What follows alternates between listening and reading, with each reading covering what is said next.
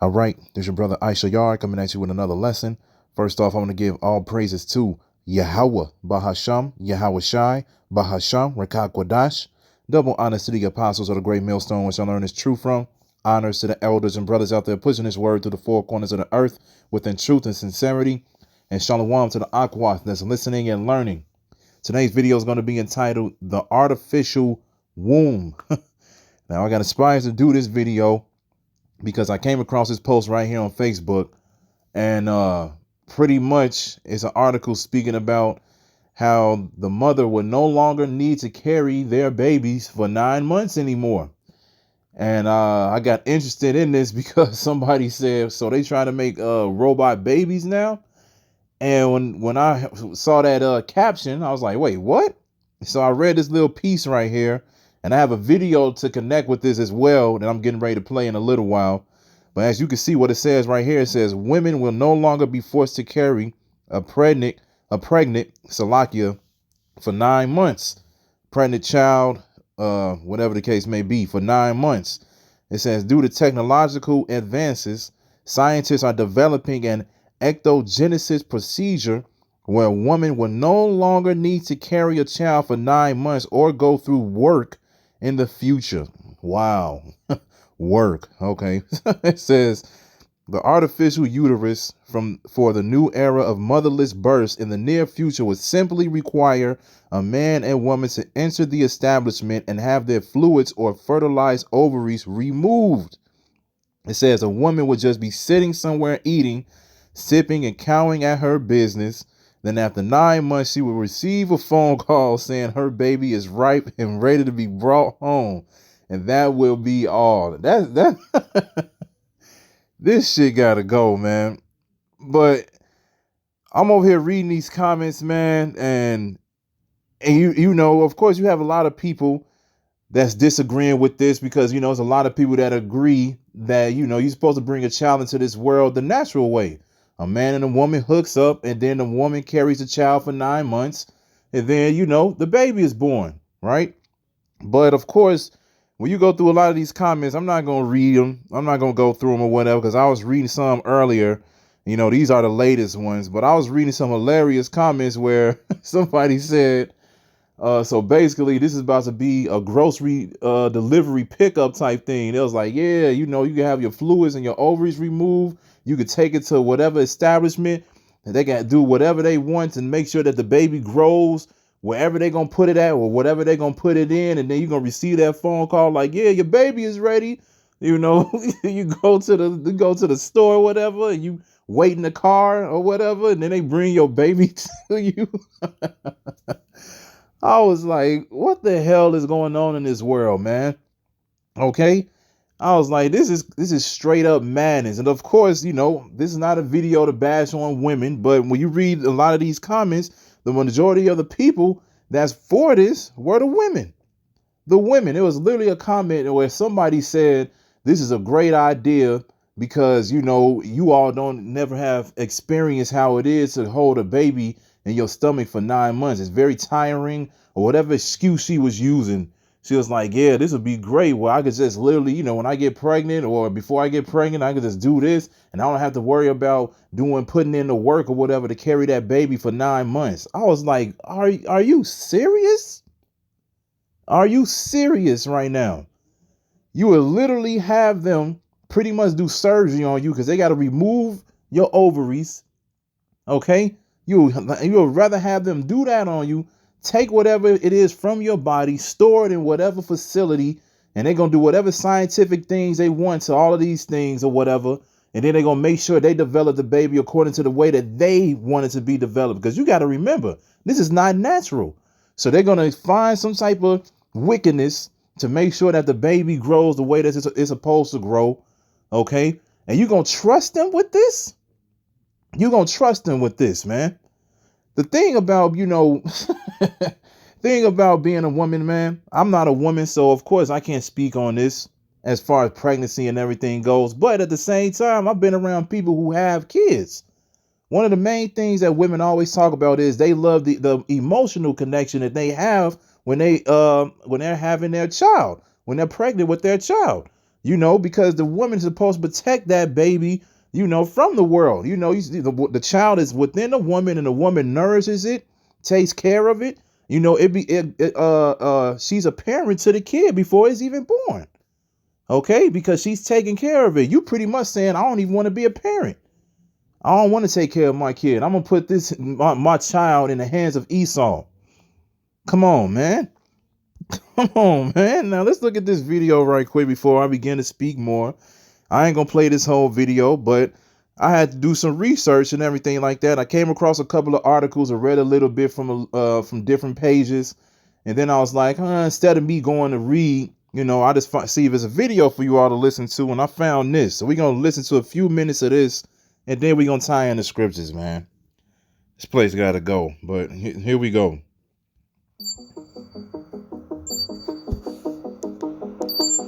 This is the artificial womb facility, a place where humans could be grown entirely from scratch. The devices you see here are called growth pods. Each growth pod is designed to replicate the same conditions that exist inside the mother's uterus. Growth pods are designed to host human fetuses until they are fully developed. These artificial wombs are designed to help premature babies to continue developing after their birth. But emerging scientific research is making it possible to use them to create designer humans entirely from scratch.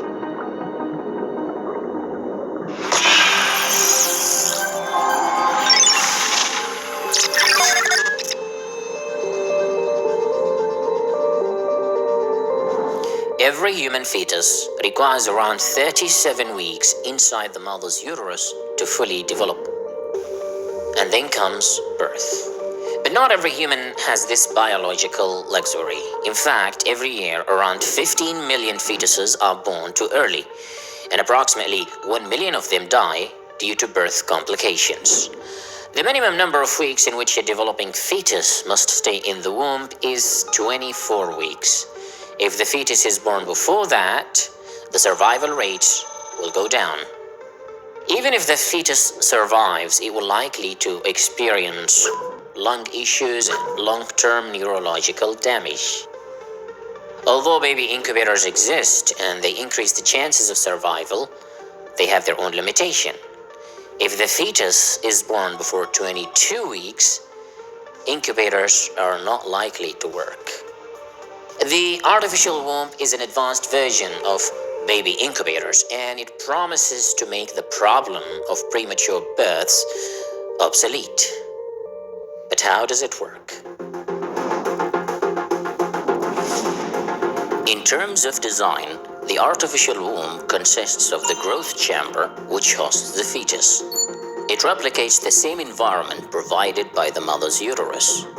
It is the incubation chamber that provides the optimal temperature and humidity for the growth of the fetus.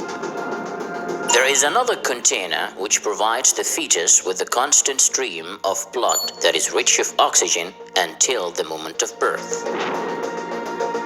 The artificial womb is filled with the amniotic fluid, which is the liquid that surrounds the fetus inside the mother's uterus. This liquid is rich of the essential nutrients that are needed to sustain the unborn fetus inside the womb. The growth chamber also features advanced sensors coupled with artificial intelligence. These sensors monitor the fetus's vital signs during the development process, which include breathing and heartbeat. The artificial womb also features a screen which displays real-time data on the development progress of the fetus.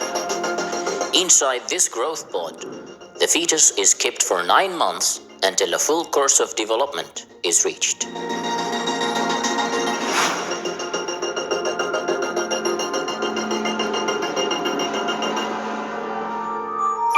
The concept of growing babies inside an artificial environment is called ectogenesis. Ecto means outside and genesis means formation. And it isn't really new. The history of the artificial womb dates back to the early 1950s. So we ain't got to look at this part, But as you can see, if you want to look at the whole video, like I said, this is from Hasham Al-Ghali. You can look at this video right here if you want to watch the rest of it. And as you saw in the beginning, it said part 1.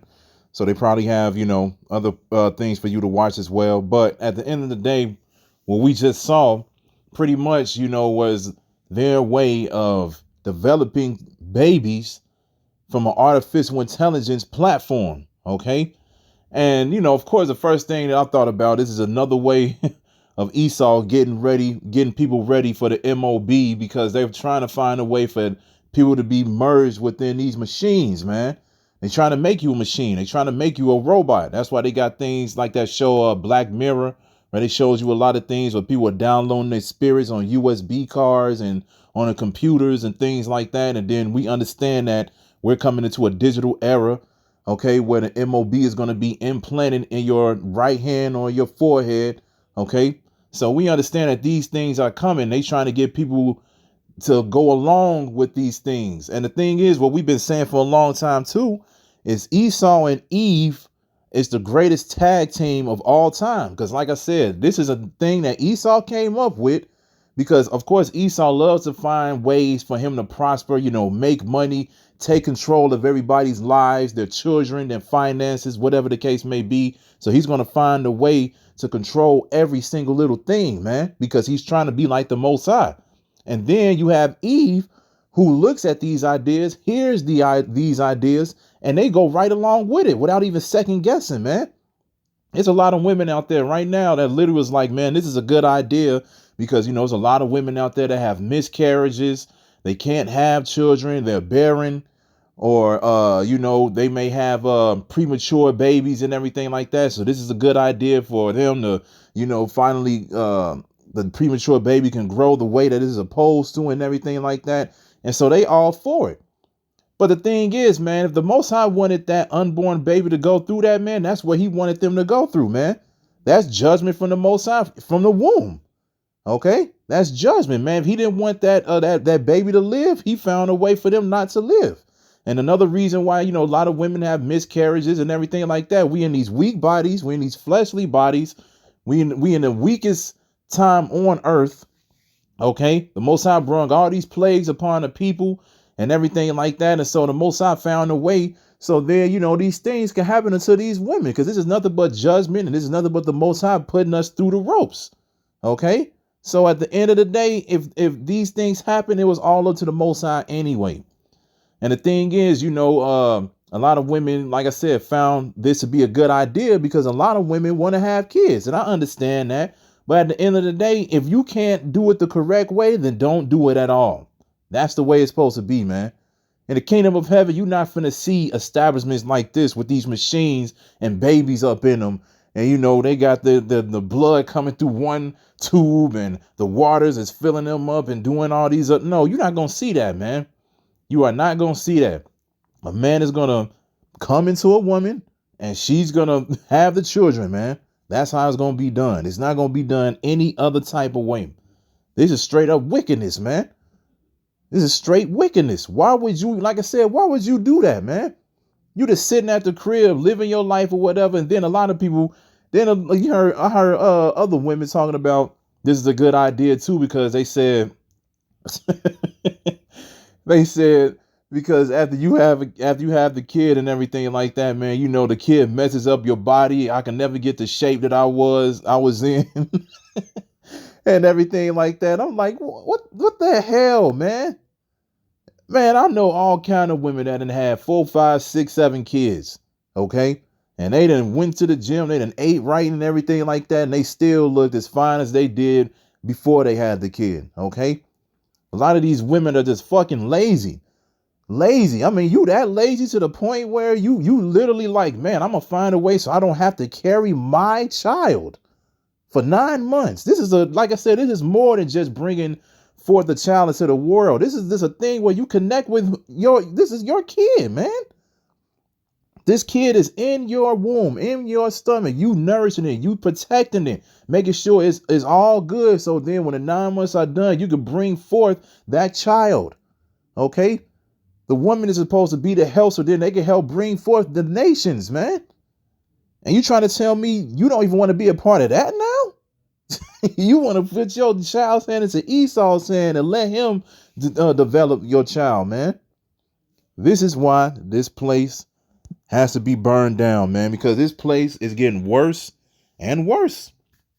Let's get Genesis 29 and 25. And it says, and it came to pass that in the morning, behold, it was Leah. And he said to Laban, what is this thou hast done unto me? Did not I serve with thee for Rachel? Wherefore then hast thou beguiled me? And Laban said, it must not be so done in our country to give the younger before the firstborn. Fulfill her week, and we will give thee this also for the service which thou shalt serve with me yet 7 other years. And it says, and Jacob did so and fulfilled her week, and he gave him Rachel his daughter to wife also, showing you the Most High was cool with multiple wives. All right. And it says, and Laban gave to Rachel his daughter Bilhah and his handmaid to be her maid. And he went in also unto Rachel, and he loved also Rachel more than Leah, and served with him yet 7 other years. And when the Lord saw that Leah was hated, he opened her womb, but Rachel was barren. Rachel was barren. And Leah conceived and bare a son and called his name Reuben, for she said, surely the Lord had looked upon my affliction. Now therefore my husband will love me. Did you just hear that, man? This is a thing that happens all over the world, man. You look at movies like Baby Boy and everything like that. They be like, yeah, man, you gonna have my kids. You gonna have my kids. I want you to have my kids, because this brings joy to a man's life. Okay, this brings joy to a man's life when he knows that he has the correct wife, and then that wife brings him forth children. Men want children, but in these days, we don't want them in these days, man. We would rather wait for the kingdom. But at the end of the day, when a wife brings forth children, the man is happy. And then that, because your desire is supposed to be towards your husband. Genesis 3 and 16. Okay, your desire is supposed to be towards your husband. And and Leah was happy about this. Leah was happy that, she was able to bring forth these children for him, man. She says, surely the Most High looked upon my affliction, and now therefore my husband will love me, because she was able to have kids.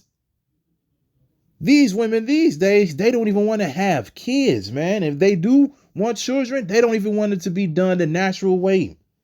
They don't want it to be done the natural way, man. Okay. Let's read this. Hold on. And when Rachel, Genesis 30 and 1, it says, and when Rachel saw that she bare Jacob no children, Rachel envied her sister and said to Jacob, give me children, or else I die. And Jacob's anger was kindled against Rachel, and he said, am I in the Most High stead, who hath withheld from thee the fruit of the womb? And she said, behold, my maid Bilhah, go in unto her, and she shall bear upon my knees, and I may also have children by her. Okay, so at the end of the day, she wanted him to have children so bad, she gave him another woman. Now, that's definitely something that you would not hear in these days, man. You would not hear one woman say, oh, you can go have this woman too, so you can have kids by her and this and that. You're not going to hear that, man. Because this society, this Western mindset has taught our women to say, hey, man, I'm going to follow this feminist mindset and I'm going to do what I want to do. This is my body, my choice type shit, right? But at the end of the day, it's all wickedness. Okay. She said she couldn't even have kids. She was like, look, I got to find somebody else who can. Okay.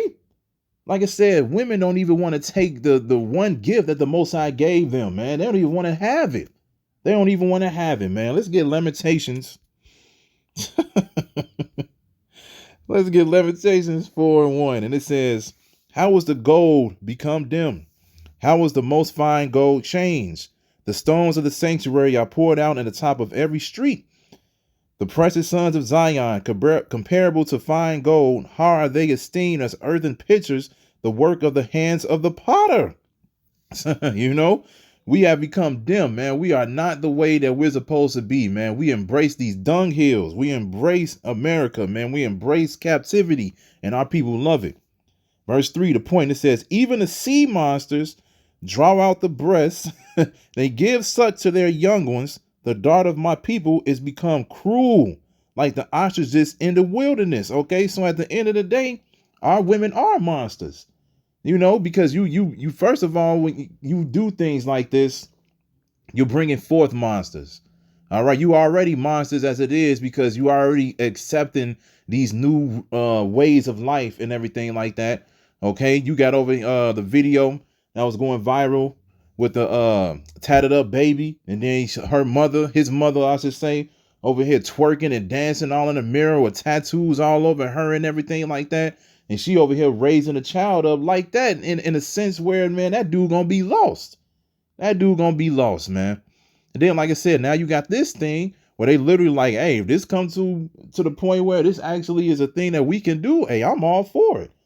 They are monsters, man. They are monsters. Like I said, Eve and Esau is the perfect tag team, man. They bringing forth these little ones so they could just pretty much be destroyed, man. They're cruel. Like it says, my people, the daughter of my people has become cruel. That's a cruel act, man. That's a cruel act to be like, look, take out my ovaries, do what you need to do so then you can make sure that this baby is developed correctly. Or a lot of women gonna be like, look, they might not even have problems with pregnancy. They just want to do it just so they don't have to carry the baby for 9 months. Oh my goodness. Wow. That is that bad, huh? It's that bad. This is let's get Sirach, man. Let's get Sirach 12 and 10. This is Sirach chapter 12, verse 10. It says, never trust thine enemy, for like as iron rusted, so is his wickedness. Though he humble himself and go crouching, yet take good heed and beware of him. And thou shalt be unto him as if thou hast wiped the looking glass, and thou shalt know that his rust have not been altogether wiped away. So he over here smiling in your face, telling you that he's going to do this thing because he want to make sure that, everybody can have their kids or whatever, because we understand that you all are going through things where you have miscarriages, you are barren, so forth and so on, right? And we're going to help you out. We're going to make sure that you able to prosper and create a great family, have a good family, have many children and everything like that. Just put your ovaries and the man's sperm in our hands. Put those in our hands and we'll take care of you. And they like, oh, yes, yeah, you right. Go ahead. What did this say right here, man? Never trust thine enemy, for as iron rusted, so is his wickedness. That is some wicked shit to do, man. That is wicked, man. To put, these newborn babies or whatever in machines and have them grow like that, man. You know how much monitoring have to go on for that?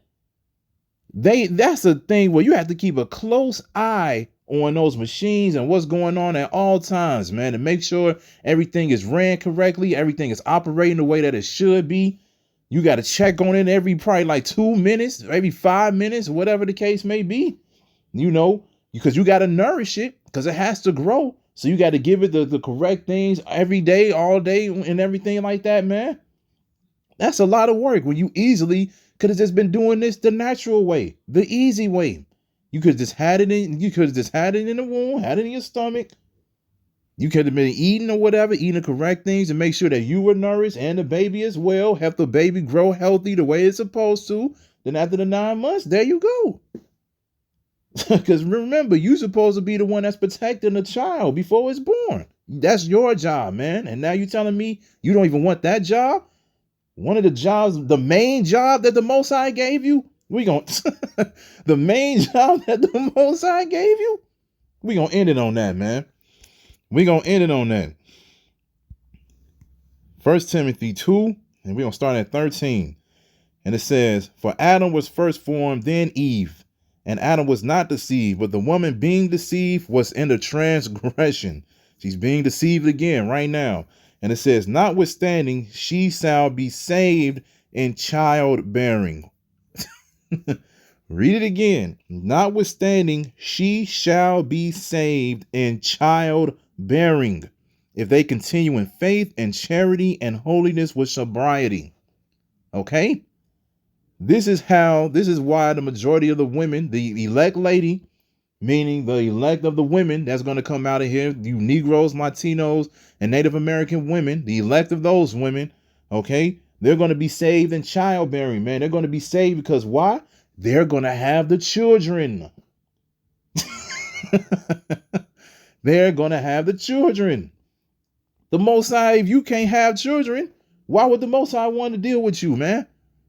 The Most High's not about to save somebody who literally don't want to have children, man. Oh, you want to have children, but you want to do it Esau's way. No, the Most High said he was going to save the women that's going to be saved so they could be saved in childbearing, man. These women are going to be bringing forth the children of Israel, the 2/3 of you people. They're going to be bringing back you people the natural way, man. The Most High is going to give these women to the elect men, to the 144,000, and to the other men that were saved, okay? He's going to give those women to whatever man that he feels like needs to be, okay? And that's what it's going to be, man. And they're going to be saved in childbearing. So if you really believe in the Most High, you wouldn't even consider doing this wickedness, man. Okay? You'll just literally be like, nope, I'm not for this. Now, like I said in the comments and everything, of course, there was a lot of people that was like, no, this is a fake article, or I'm not with this, or this is definitely madness. You know, of course, you got the mixed crowd and everything like that. But like I said, when you were going through the comments, man, the majority of them that was like, yeah, I'm for this was, of course, it was this majority of it was just women. And then, of course, you probably saw like the doctor looking men or something. I was like, yeah, this is actually a good idea, trying to speak all professional and scientific as if they know something, which they don't, man. You know, like I said, at the end of the day, Esau really just trying to bring forth this digital era. He's trying to go full blown with it, but we already know it's not going to happen, man. As soon as the MOB is presented, that's the end all be all for Esau. That's it. That's it. It ain't going to be no living with the MOB. You know, people take the MOB and then they're going to live for 2, 3, 4 more years. No, it ain't going to be like that, man. As soon as that's distributed and people start taking it, that's it, man. It's time for Yahushua to come back. Yahushua and the angels going to come back. He's going to save the elect. And he's not going to save the elect. You know, he's not going to save the people that's not trying, the women that's not trying to have kids, man. Because pretty much, like I said, you're not trying to have kids. You just trying to, you know, put something in your life and act like you important or whatever and everything like that. No, if you really cared about that child before it was here, man, you would take care of that child the natural way, okay? So I didn't want to make this too long. I just wanted to bring this out because, hey, man, this is just straight up madness, man. We need to get up out of here. We need Yahushua yesterday. All right? So keep praying, keep fasting, keep doing what you're doing, and hey, we almost out of here. So with that, I hope this was edifying. So with that, I'm going to say, call Halayim, Yahweh, Bahasham, Yahweh Shai, Bahasham, Richaa Quadash. Double honors to the apostles of the great millstone, which I learned is true from. Honors to the elders and brothers out there pushing this word through the four corners of the earth within truth and sincerity. And shalom to the Aquas that's listening and learning. And Yahweh Ratazah, I'll be back with another lesson. Keep pushing, Yasharala. Keep pushing. We almost out of here. Shalom.